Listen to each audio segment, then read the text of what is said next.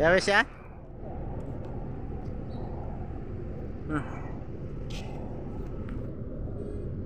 Kita berdua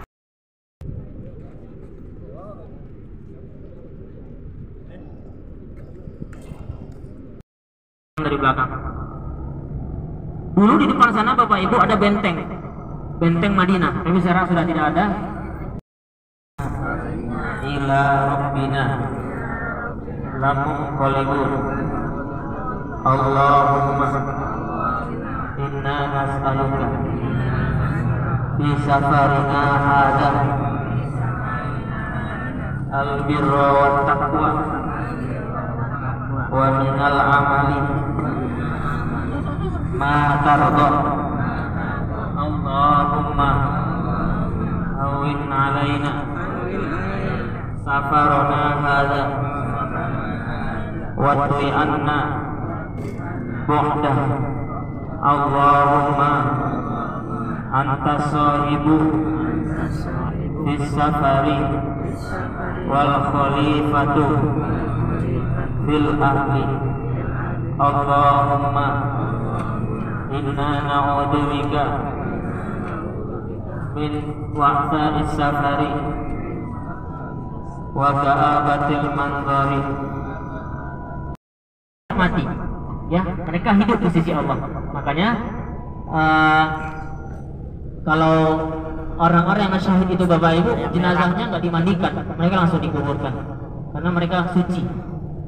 Jadi para sahabat itu ketika ada perang, udah mereka tidak ingin kembali pulang ya, karena ketika mereka meninggal ya, orang syahid itu Bapak Ibu bisa mensyafaati 70 keluarganya, 70 keluarga anak cucunya. Jadi seperti itu. Ini sangat luar biasa, mereka tahu faedahnya, jadi tidak gentar dengan musuh. Seperti itu. Baik, di sini kita bisa lihat di sini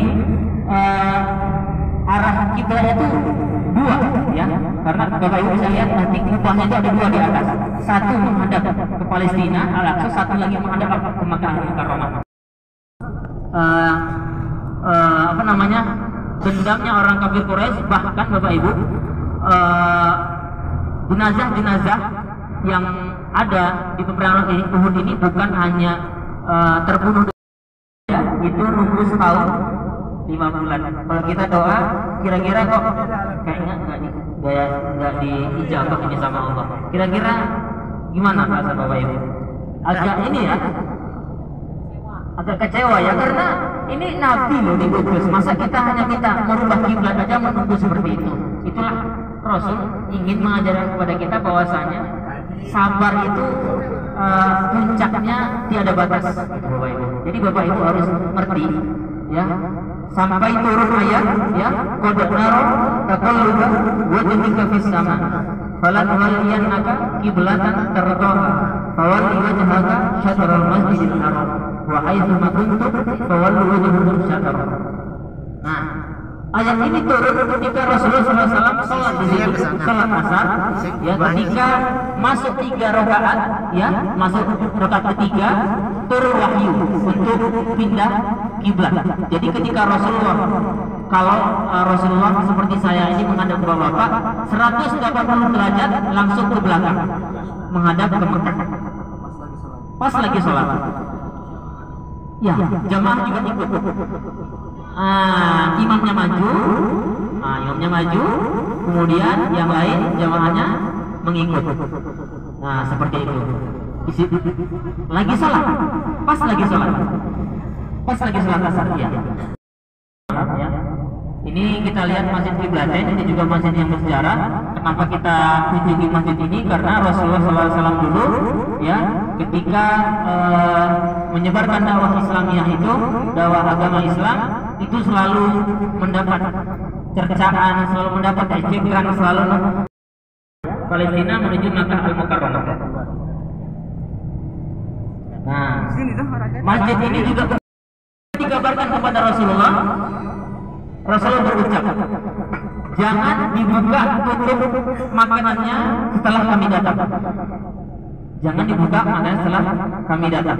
Karena Jabir hanya ingin mengundang Rasulullah, bukan para pekerja yang lain, bukan para sahabat. Akhirnya para si Jabir ini gak terpikir kalau yang dibawa Rasulullah itu bahkan diriwayatkan 15.000 orang dari orang kafir Quraisy, ya, yang berperang ketika itu.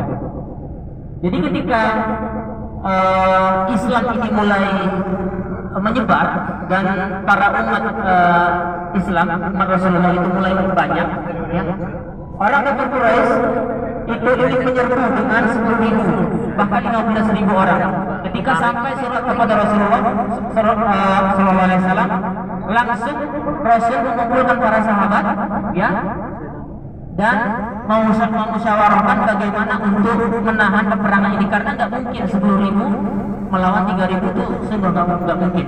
Akhirnya datanglah masukan dari Salman Al-Farisi, ya, dia bukan orang Islam, bukan orang Arab, ya, dia dari A'jam.